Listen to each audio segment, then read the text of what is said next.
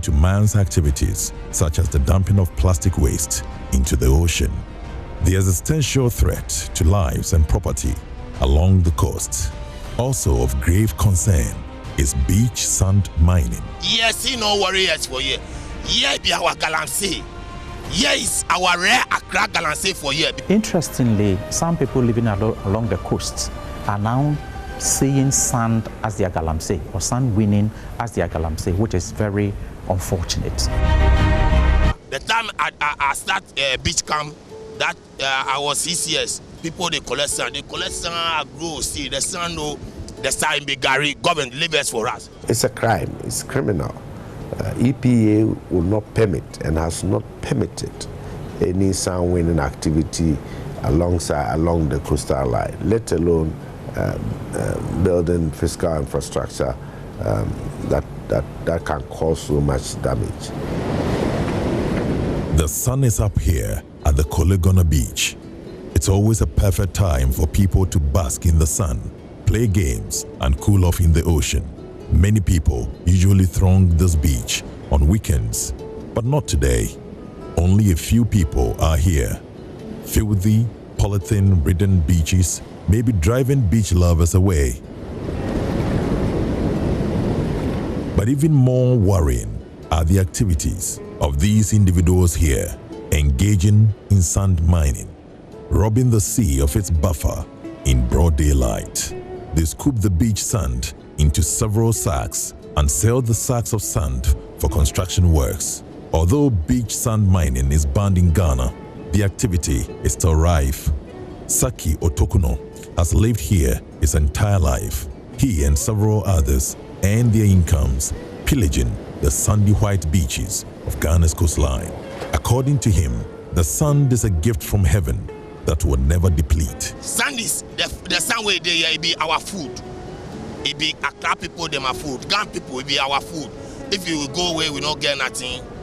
They can't take the sand, go sell some. Beach sand is considered by these illegal miners as not strictly belonging to anyone. The relative abundance of this resource, coupled with unemployment and cultural misconceptions, have worsened the erosion of the coast. How the people they chop the sand government with the beg leave us for us. So because your people they chop Galamsey, we talk, they know the year. Let dig the sand. Then the sand inside girl. But sometimes if they don't make about they dig the sand inside. So which will they dig and get more money to feed ourselves. So leave the sand matter for us. People still think in the cornucopian era where they think natural resources are bound. They are there to be used and can never get finished. But the New World Order has traversed through protectionism, conservationism. Now we are in sustainable development and sustainable management of these resources.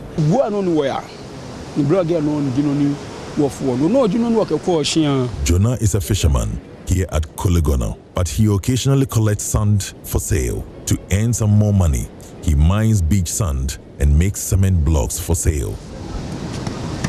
Jonah claims many buildings around Colegona and its environs were built using the sea sand.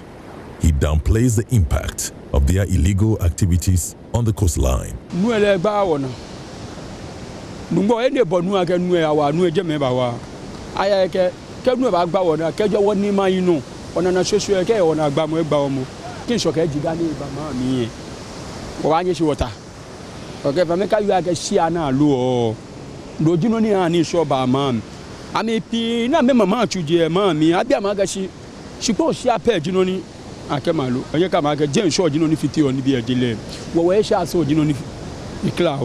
It's unfortunate if people should talk about not seeing or feeling the impacts, because the impacts are clear and clear every day.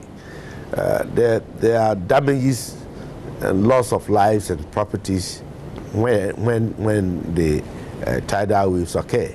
You remember Keta, very bad experience. So the effects are there, clear and glare. Amma has lived here with her family for 2 years. Her house is less than 50 meters from the sea. She's always lost in her own thoughts of safety. She's worried about the waves breaking down her house and killing her and her 7-month-old baby. Satam na deni se na nso suto on say June July mu de na nso ta ton kitinkiti enti na me baby no hyedem enti wodem wana me dem ti sa deni ye gbim prekope na me soli na me pagya me ba no me ni me ma mienu na wodem mo na ba ko so yi ye flash na ye TV no ka say afota ba enti me sopo enti me yusi I say see breeze na akoma ma na say na me pagya baby no na ye do no ko she ma me fufuro bi dem. When I want and be a best me, yet dear Nasa, a sackot now. And they said, I'm not skank, I met 2 Africa. Amma is unable to afford rent elsewhere, so she has decided to risk staying here, praying for God's protection. But even in the glare of disaster, individuals still mind sun here. I feel rough on the Muka say, Mamma, and yes, I'm Puno. I bet I know the moon, the dog, Mudam, 9 punim brand, but 3 hour Hana. No money on Muku super. Some Shebu residents are blaming the construction of the Glefe Sea defense for their woes. No, me, when I can show you, say, can I wear be it? No, was sharing what one was you and alone you on a can't about me to the new be to 22. When you to 22 year be. Me, I've been where you suppose yes, a crowd and shorty. You know, back of bed. She about I get to go to another. I got a fair to get 10 again. Pony, I guess I'm sure now. Pony, I got a pressure alone. I back well. She about I can enter a film again bar. I never get there up on the about. Ni there, not she have a pressure. I will be. Robert, a honey, Kagi is sure way, you know. Pressure, you want to get him a go on a beer. Okay, ever born to you, Kumo. Okay, come to you. They are appealing to the government to extend the seawall to cover their area so as to reduce the impact of the rising sea levels. She will be here, Jolly. What be Jolly? You were assembly a beer, where MP a beer, where you look by Comuni a beer. The video you just watched is themed Accra Galamsey, and we are talking about the things that are happening at our seashore. You know, many people usually throng the shores of Kolegono so they can relax. You know, it's a beach, so you are just going to relax, have fun, spend quality time with your friends and loved ones. But times are changing, things are changing. In recent times, we are seeing more than just people walking the shores of the sea for relaxation. Now, people are mining the sand there for their selfish purposes. It's gone so worse that we have seen even some people building blocks at the seashore with the sea sand. That is how bad it is. Now, let's not forget that we have the Osu Castle, we have the Independence Square, and several other facilities that stand a risk of being claimed by the sea one day if care is not taken. And so it takes you and I to put a stop to this menace that is happening. We might see it and, you know, turn a blind eye to it because we think that, oh, this is just one of those things. People are making ends meet of it. But what about our lives? What about our future? How does it hold with regards to this? This is Prime Insight, and this is a conversation we are bringing to you this morning. And joining us via Zoom this morning is Professor Kwesi Apieni Ado. He is a director with the Institute for Environment and Sanitation Studies in the University of Ghana. Good morning, Prof. Good morning, Jocelyn. How are you today? Very fine, thank you. And good morning to your viewers. Thank you so much for joining us this morning. Of course, I know you've taken a look at the video, and I need to take your opinion on it before we delve into other conversations. I think it tells a story. It gives a picture of what is happening. And to me, it's a wake-up call. We all need to be concerned, because if we lose these resources, we are losing the very life within the coastal environment. And the question we need to ask ourselves is, what are we leaving behind for the future generation? So very interesting, the documentary, and I hope people will take lessons from it. We are looking at this, and let's talk about the impact of this activity on the lives of the people and the communities as well. You see, I always say that the sea thrives on sand. I call sand the blood for the sea, because with the sand, the sea built beaches. And these beaches are very important because they act as buffers. And acting as buffer, they prevent the challenges that are associated with storms. And then they also are means by which naturally erosion and flooding are protected. So if we do away with this sand, then virtually we are opening up the community to attacks. Attacks with regards to flooding, attacks with regards to erosion. And then again, and you also realize that a lot of our fishermen land their catch on the coast and on the beach. So we have a natural landing site. So it has a huge potential to affect livelihood. And the emerging tourism, the coastal tourism that we are trying to build, it has a huge potential to affect it. So by and large, it will affect the local economy as well as the national. Now, talking about this, obviously, some people who are even into this activity know that it can affect them some way, or, because they live there and they are doing this. So what is the motivation behind them? What is making people go into sand mining at our seashores? Well, I think what comes to mind immediately is greed. And because we know the consequences, we know the impact, but some blame it on lack of employment. But I don't think we should destroy the environment because of lack of employment. I see it more as it's greed. Beyond greed, I don't think I can think of any other thing, because your selfish, attitude and behavior deprive entire community of their defense. And I think that is not fair. Some do know, some don't know the impact. So we need to let those who know appreciate that their action is affecting the entire communities. Those who don't know, we need to let them be aware of it. But Prof, why the sea? It's quite surprising to know that people will go to the seaside to sand mine at the sea. Why the sea? What is it about the sea sand?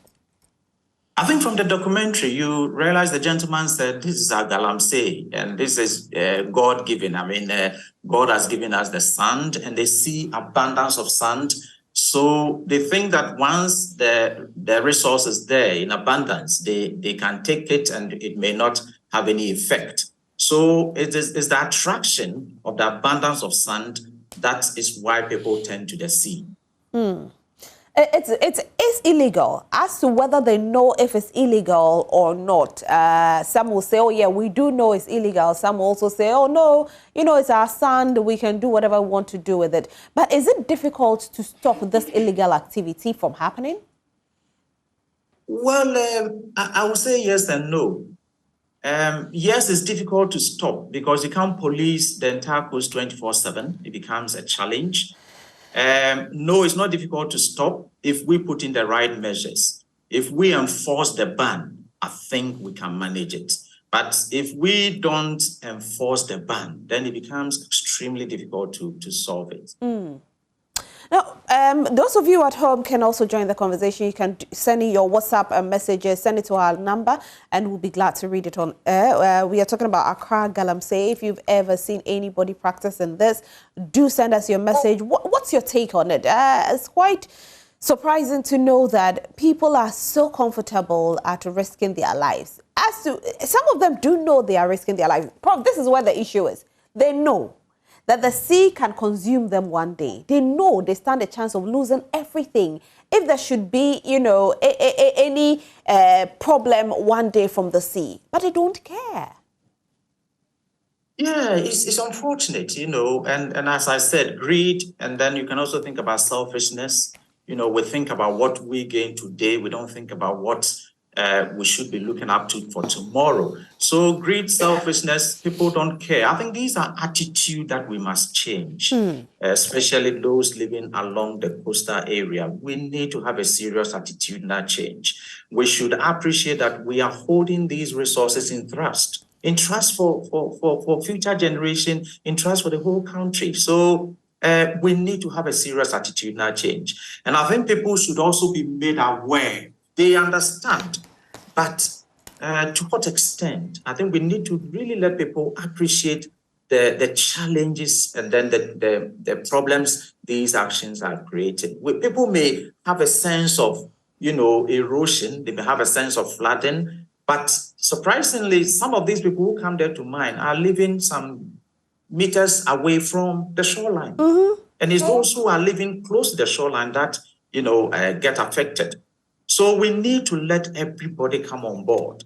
We need to have that discussion, create that awareness where people must begin to have that sense of ownership of these resources and know that we are holding them in trust for future generations and for people who are even not living along the coast. So who is in charge of stopping these illegal activities from continuing? The Environmental Protection Agency is responsible for our environment, but enforcing the law, they are also enforcers, but I think the Ghana police must also come on board. The Ghana police coming on board, we've heard so many times about, how when you try to stop some of these illegal activities, the people threaten you with votes.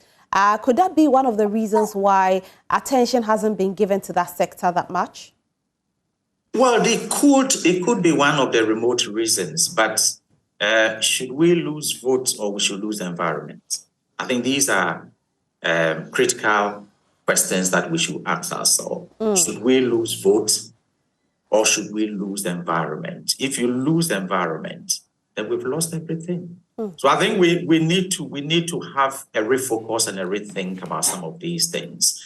We should put politics aside. We should put some of these issues aside and begin to think holistically of the environment without any political coloration.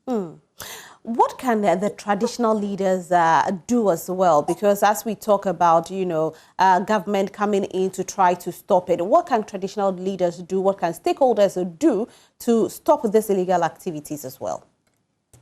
They have a huge role to play, the traditional leaders. They live in the communities with the people.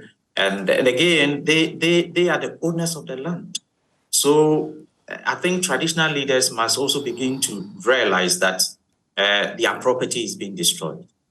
So they also need to set up. They have a huge role to play as owners of the land.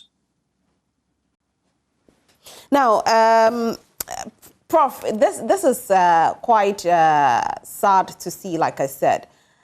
Are we saying that some of the traditional leaders don't even know what is going on? Or they know, but they've kept mute about it? Well, I wouldn't say they don't know because they are confronted with the challenges, but they are also being, I think maybe we need to engage them.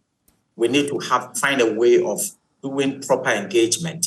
I think they know, but probably we may have to open up some of the major challenges to them so that they can appreciate the situation better. I wouldn't say they do, but probably we may have to have, regular engagement and then let them appreciate the enormosity of the situation.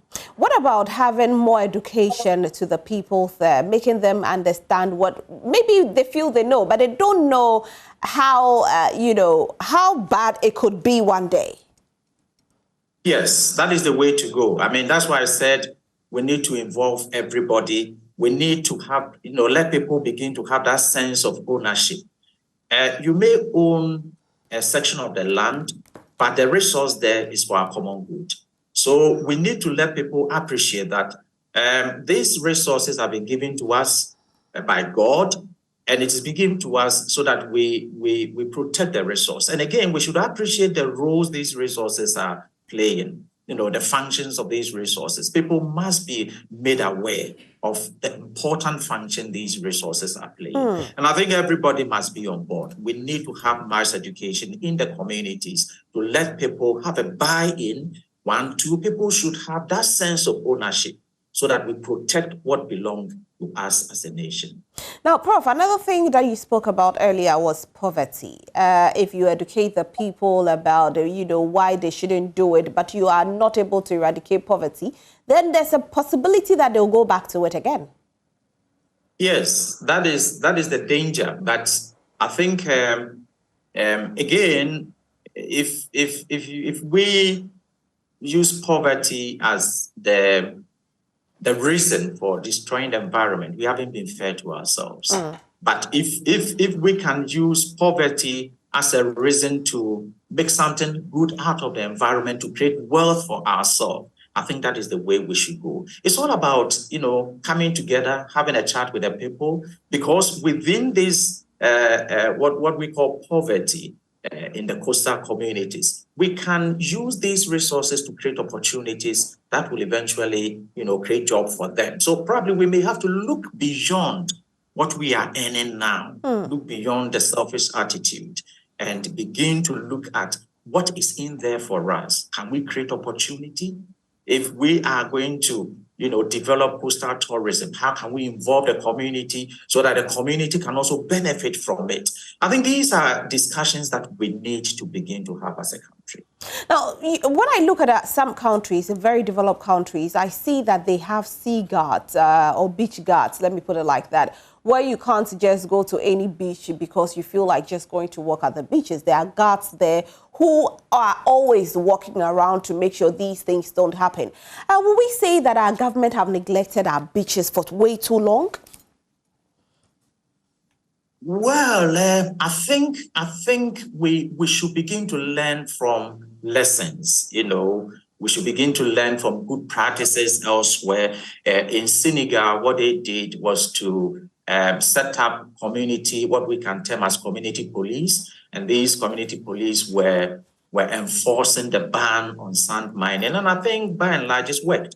So we need to learn from some of these good practices. I wouldn't say government has failed entirely, but what I would say is that we haven't been able to bring everybody on board.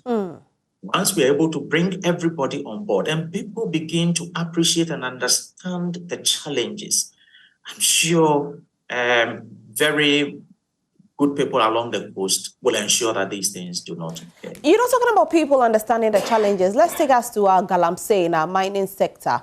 We've seen so much education in most of these villages that engage in illegal mining. But what do we see? They still continue, and they'll tell you that is their source of income. And we are seeing this happening in Accra at our seashore. So what level of education will get them to stop? Yes, what I call the inclusiveness education, where you don't come and talk to them, but you involve them in identifying the problems themselves. Once they identify the problems themselves, and then you involve them in identifying the solutions. So we have identified the problems ourselves, we have identified the solutions ourselves. So how do we ensure that we don't allow this thing to happen again? Where we go there to educate them, we think this is what you should do, we think this is what you should not do, and we should have a real look at it. And we sit down with them. What are the challenges? Let them bring out what they know, because the indigenous knowledge is also very important. Let's bring that on board. And let's discuss the solutions with them. What do you think is the best way out? They will come out with some solutions that, to them can work.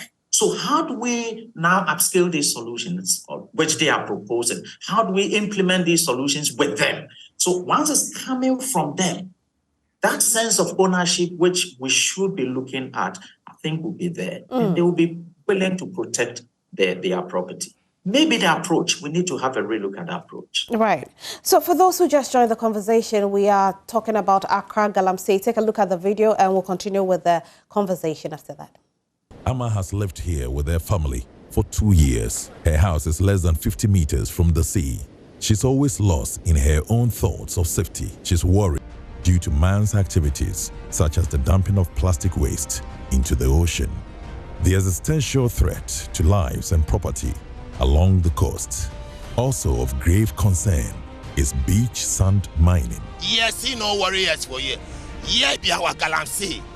Yes, our rare Accra Galamsey for you. Interestingly, some people living along the coast are now seeing sand as their Galamsey, or sand winning as their Galamsey, which is very unfortunate. The time I start beach camp, that I was 6 years. People they collect sand, I grow, see the sand, the sand be Gary, government leave for us. It's a crime, it's criminal. EPA will not permit and has not permitted any sand winning activity along the coastal line, let alone building physical infrastructure that can cause so much damage. The sun is up here at the Colegona beach. It's always a perfect time for people to bask in the sun, play games, and cool off in the ocean. Many people usually throng this beach on weekends, but not today. Only a few people are here. Filthy, polythene-ridden beaches may be driving beach lovers away.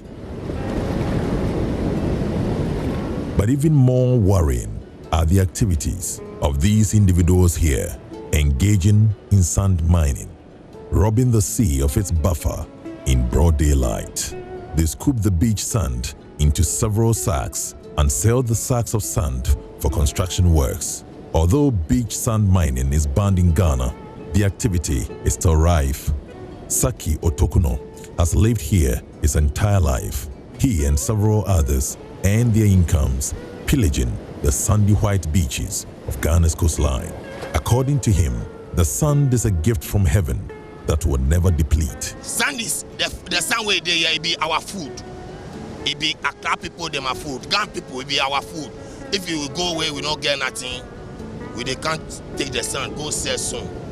Beach sand is considered by these illegal miners as not strictly belonging to anyone. The relative abundance of this resource, coupled with unemployment and cultural misconceptions, have worsened the erosion of the coasts. How the people they chop the sand government with the beg leave us for us. So because your people they chop Galamsey, we talk. They know the year. Let dig the sand. Then the sand inside girl. But sometimes if they don't make about they dig the sand inside. So which will they dig and get more this thing, money to feed ourselves. So leave the sand matter for us. People still think in the cornucopian era, where they think natural resources are bound. They are there to be used and can never get finished. But the New World Order has traversed through protectionism, conservationism. Now we are in sustainable development and sustainable management of these resources.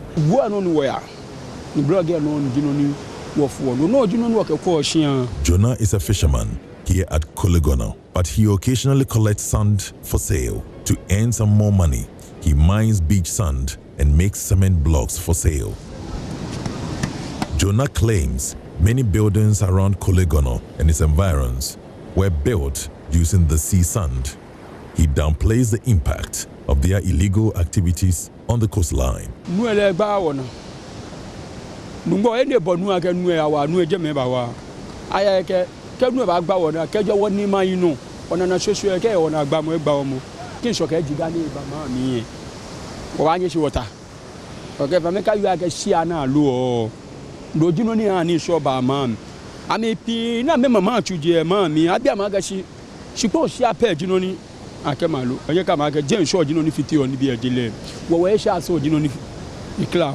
It's unfortunate if people should talk about not seeing or feeling the impacts, because the impacts are clear and clear every day. There are damages and loss of lives and properties when the tidal waves occur. You remember Keta, very bad experience. So the effects are there, clear and glare for people to... The existential threat to lives and property along the coast, also of grave concern, is beach sand mining. Yes, no warriors for you. Yeah, be our Galamsey. Yes, our rare Accra Galamsey for you. Interestingly, some people living out. Start to see this video where you hear the people say this is theirs. Here is the Galamsey. This is where they feed. And you ask yourself, really? And they see the impact. It's not that they don't even see what is going on. They see the impact. They see the sea has moved so close to humans. and yet they don't care. All they think about is their stomachs, and that is it. Joining us on Zoom is Professor Kwesi Apieni-Ado. He's already on, and we've been having a conversation before we took a break for you to understand the conversation that we are having. He's a director with Institute for Environment and Sanitation Studies at the University of Ghana. And of course, we want you to join the conversation as well, so do send in your messages to our WhatsApp line. If you've watched this video, let's hear your thoughts about it. What do you think we can do to stop this whole Accra Galamsey? Sad, very sad video. Prof. Hello. Yes, I mean, watching it over and over just keeps giving me more goosebumps, because the level of entitlement is where I have a problem. And the filth at the beaches, the filth. Yeah, we have spoken about the fact that, you know, the people there are responsible for, you know, taking good care of the place. The government is also responsible. But let's be frank here.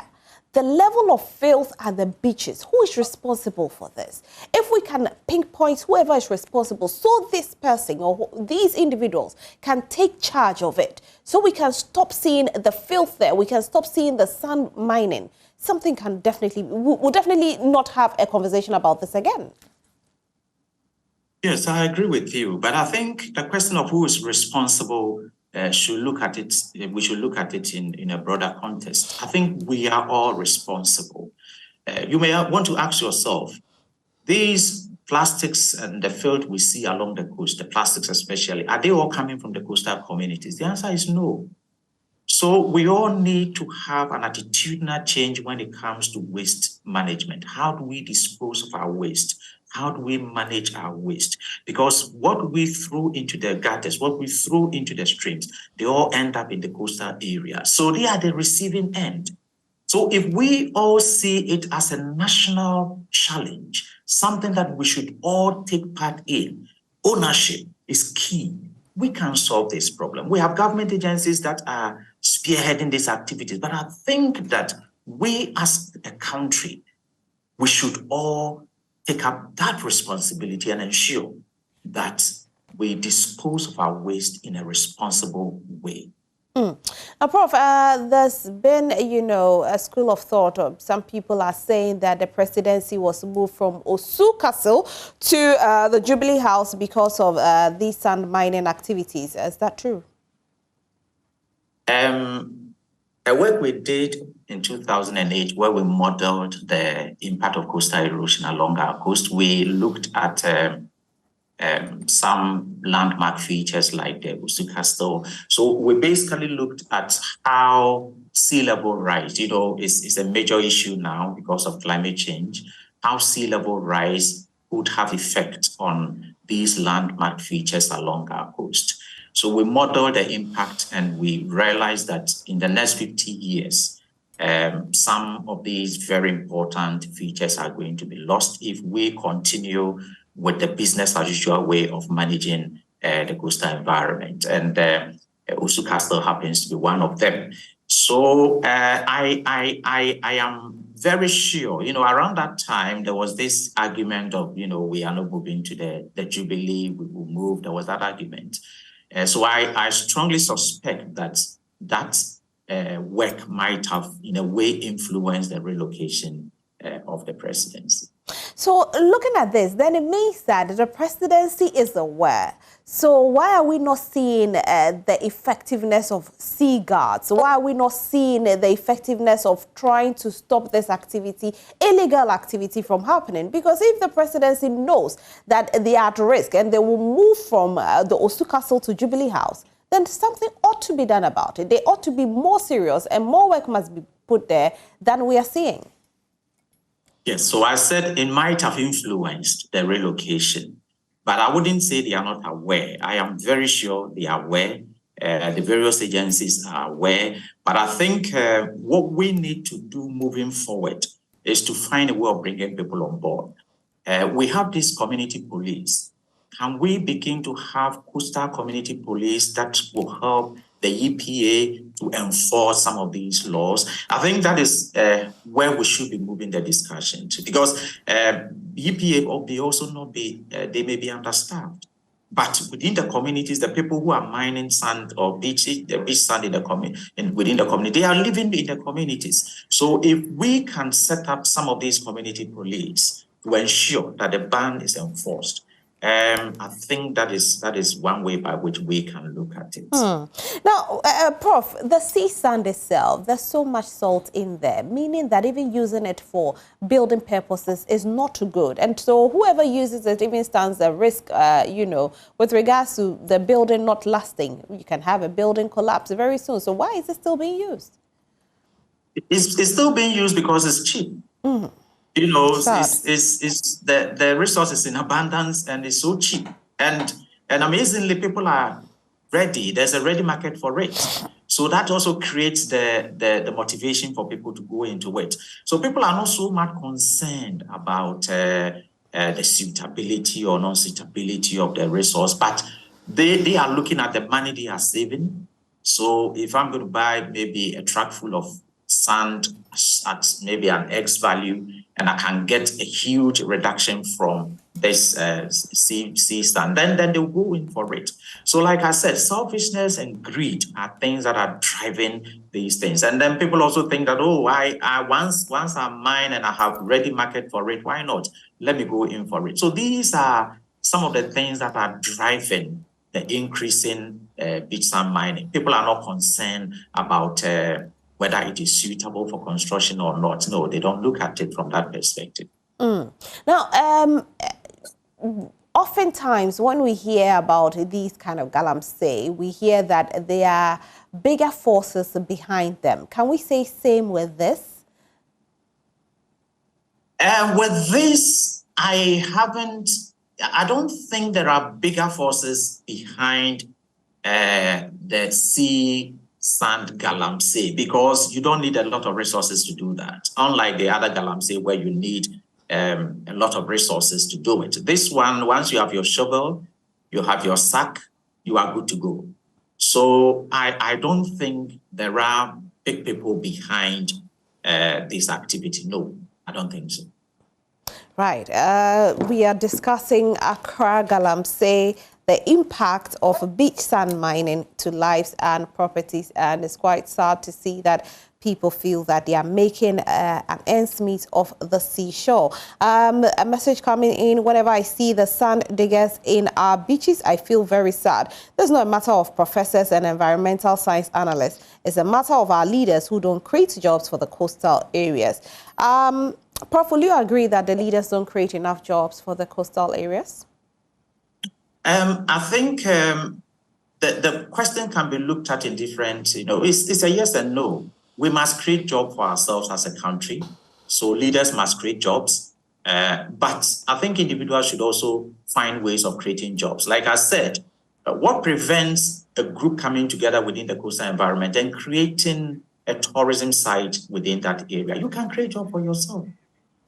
So I admit that, yes, we generally have, there's lack of employment, but we should also find a way of creating some job for ourselves. All right, Prof, I'll come back to you to speak with you. Let me go speak with a rep from AMA, Gabriel Niteko-Tego. Good morning. Oh, unfortunately, we'll try and get you back, Gabby, because like what people are saying, that this is beyond even professor and environmental issues. This is more of, a government issue. But do you think it's more of government issue? I know, Prof, you've said it countless times that it takes you and I, it takes everybody, all hands on deck. But we all know that, all hands on deck, but we see the illegal activities happening. So is it maybe 80% of government responsibility as compared to everybody being probably like a 20%? Well, I'm saying all hands on deck because I believe collectively we can solve our problems. The government must also show leadership. I agree with that. But I think we as individuals, we must begin to see the environment as a resource that has been given to us to manage. And we must all see ourselves as key players, key stakeholders in managing the environment. We should not leave everything to the government. Governments must show leadership, but we as community members must also have a sense of responsibility where we see this as something that has been bequeathed to us and we must take good care of it. But government must show leadership, I admit. You do admit to that. Right. And also, I think that people want to know with regards to, you know, what is happening at the seashore as government is showing leadership. As you know, you are saying that you and I will have to put a hand in this to get it corrected. Where do we start from? I think, where do we start from? Yes, I think both traditional authorities, local leaders, community leaders must begin to mobilize ourselves. We must begin to come together. We must begin to take the bull by the horn. We should find a way of stopping some selfish individuals, you know, because of their selfish gain and because of what comes into their pocket, to put the whole community, you know, the entire life of the whole community in danger. So I think that is where we must start from. Begin to see the challenge not as something within the community, but something that goes beyond your community. And I think once we begin to see it from that light, we will begin to appreciate that we have a role to play. Should government start prosecuting those who will be arrested one day if government decides to arrest? Since it's illegal. Yes, once they are arrested, they should be prosecuted. Right. And I think it's also another way to go. So that's why I said leadership, we must show leadership, you know, people who are engaged in it. I believe in dialogue. I believe because dialogue solves a lot of problems. Because once the person is made to appreciate the consequences of their action, and you are able to get the people to have the buy-in to mean that it's sustainable. So if people are still not doing what is right, we must arrest them, prosecute. But beyond that, people must be educated to appreciate the dangers of their actions. Right. Prof, thank you so much for joining us this morning. We are very grateful that you could have time for us. It's my pleasure. Thank you very much. Right. So it's all about Accra Galamsey, the impact of beach sand mining to the lives and properties. And Professor Kwesi Apieni-Ado, who is the director with the Institute for Environment and Sanitation Studies in the University of Ghana, did join us with this conversation. And in a nutshell, what he said was that it takes you and I to prevent this from happening. Somebody will say, I don't live at the coastal area, so what can I do about it? Well, education goes a long way. You can use your social media platform to educate people about it. Also, let's push for the government to sit up about it as well, because if we are hearing that the Osu, you know, presidency seat was moved from Osu to Jubilee House because of some survey that was done some time ago, it means presidency knows about it. What can they do to stop this sand mining activity, illegal sand mining activities that happen at our seashores from happening? It needs to stop because our lives are at risk. We never know when the sea will be angry and take lives, and the sea keeps drawing closer to the people. So something must be done about it. You've watched Prime Insight. My name is Roslyn Felly. We have other conversations coming your way. Gary Al Smith is in the building. And of course, Esia Dua, talking about women in business, is already at the venue. And today we are doing an outdoor broadcast with regards to women in business. And of course, KMJ will also bring you some entertainment. So do stay glued to your television set. Let's get interactive. Now, don't forget that cues and the lyrics. It is the show that you do not want to miss at all. It airs every Sunday at exactly 8:30 p.m. I was glued to my television set. I said to myself, I'm not missing it. And I hope that next time you will not miss it at all. We have so many things that we bring your way every single time. And I get excited whenever I talk about it because I'm like, okay, now you do not want to miss out on the things that we bring to you every day. So let me walk you through some of the things that you ought to stay glued to your television set for. We are talking about, a whole, you owning the moment in South Africa. Now, there's a tour that's coming your way in South Africa that you do not want to miss. I will not miss it, and I hope you don't miss it as well. Now, are you ready for a once-in-a-lifetime experience? Then it's time for you to make South Africa your next destination.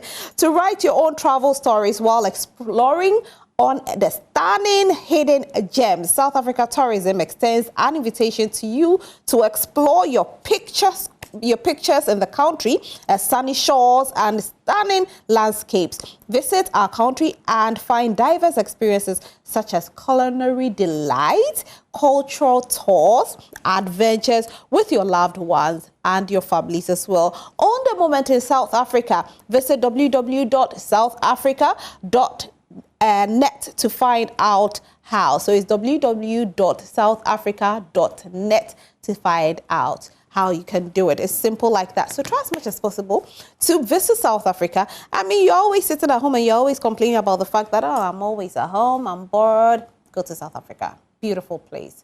You won't regret it. And also, just in case you don't know about BMPS or you've never watched it, now BMPS is the show that you have to watch. It's every Friday at 9 p.m. where the men sit, they gather, they talk about everything. You want to get into the heads of the men? Well, don't worry, BMPS will do that for you. So you need to stay glued to your television on Joy Prime Television at 9 p.m. every Friday, where we bring you BMPS. Your day will never be bored when you watch BMPS. Now, when you tune into Joy Prime, these are the things that you wake up to. You wake up to Prime Morning with myself, KMJ, and Esiedua. Now, you stay informed as well as we bring you news update and sports and African series as we interlace it with captivating telenovelas. We know you love your telenovelas. And so anytime you stay glued to your television, so we give you some telenovela as well. Also, we bring you Barrister Babu, which is at 6 p.m. and the return of Until We Meet Again. You called on it, and so we brought it. It's at 8 p.m. sharp. We sandwich the thrilling telenovelas in our comprehensive news at 7 p.m. So at 7 p.m. exactly, everything that has happened in the day, we bring it to you. And also, like I said, we unwind you with some sports. That's a Sports Zone. Mondays at 9 p.m. And like I told you about BMPS, Fridays at 9 p.m. And also, there is the Turn Up Army. You don't want to miss Turn Up, okay? And it's at 10 p.m. on weekdays. Now, the weekend, my goodness, packed. I was glued to my television set, like I told you earlier. The kids program to captivating the talk shows. And, we have Citizens every weekend as well, Sundays as well. And then we have cues and lyrics. On that note, we'll take a quick break. When we come back, like I told you earlier, sports is coming up. And then Esiedua will take up the other conversation. To stay.